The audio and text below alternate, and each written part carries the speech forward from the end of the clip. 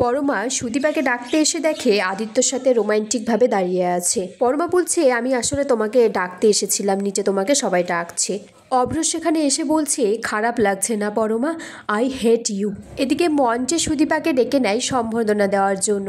তখন আদিত্য অভ্রকে বলে, দাদা ভাই একটু সরে বস না প্লিজ। কিন্তু আদিত্য পরমা আর অভ্রের মাঝখানে গিয়ে বসে পড়ে। সুদীপা বলে, দাদা যে কেন অবুঝের মতো করছে, আমাকে কিছু একটা করতে হবে, আমি চাই না আমার জন্য ওদের কোনো জটিলতা হোক। তারপর বলছে, আমরা এরপর মাননীয় কৃষ্ণরায় মহাশয়কে ডেকে নেব, উনি সুদীপাকে ফুল দিয়ে বরণ করে নেবেন। আদিত্য পরমাকে বলছে যে আমার কাছে আর কোনো উপায় ছিল না, আমি এখানে দুঃখিত বসার জন্য। তখন বড়মা বলছে, কি ব্যাপার পরমা, তুমি কেন আদিত্যর পাশে বসলে? পরমা বলছে, এই প্রশ্নের উত্তর আমি দিতে পারবো না, আপনি ওদের দুজনকে জিজ্ঞাসা করুন। সুদীপা মঞ্চে বলছে, সকল সফল নারীর পিছনে একজন করে পুরুষ থাকে না, পুরো পরিবার থাকে। আর আমার পিসি, যার সাথে আমার রক্তের সম্পর্ক নেই, সেই ছোট থেকে আমাকে কোলে পিঠে করে মানুষ করেছে, আর আমি অনেক ভাগ্য করে এই চৌধুরী পরিবারে এসে পড়েছি। সুদীপা বলছে পরমাকে যে আমরা ছোটবেলায় প্রাইজ ভাগ করে নিয়েছিলাম, আমরা কি ভেবেছিলাম আবার আমাদের দেখা হবে? তারপর আদিত্য নিজে হাতে সুদীপাকে মেডেলটা পরিয়ে দেয়। রুডি পরমা সুদীপাকে অভিনন্দন জানায়। রুডি বড়মাকে জিজ্ঞেস করে অনুষ্ঠানটা কেমন হয়েছে। বড়মা বলছে, ভালোর থেকেও যদি কিছু থাকে বেশি, তাই খুব সুন্দর হয়েছে।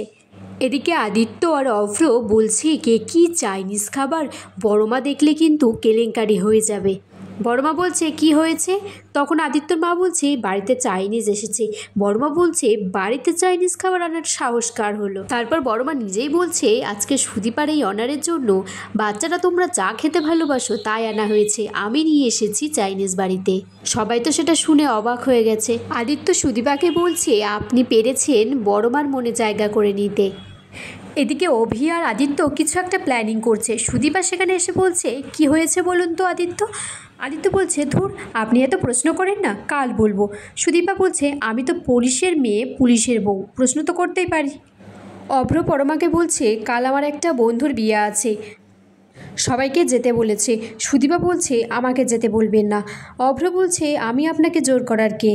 এদিকে সুদীপা রুডিকে বলছে, কাল অনুষ্ঠানে বাড়িতে সবাই খুশি হয়েছে স্যার। তখন রুডি বলছে, সত্যি? আপনি খুশি হলে আমিও খুশি।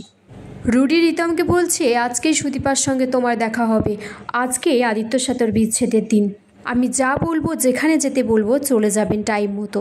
এদিকে বিয়েতে যাওয়ার জন্য সবাই পরমাকে রিকোয়েস্ট করছে, কিন্তু পরমা যেতে চাইছে, বলছে ওখানে গেলে সবাই আমাকে এমনিতেই অপদস্থ করবে।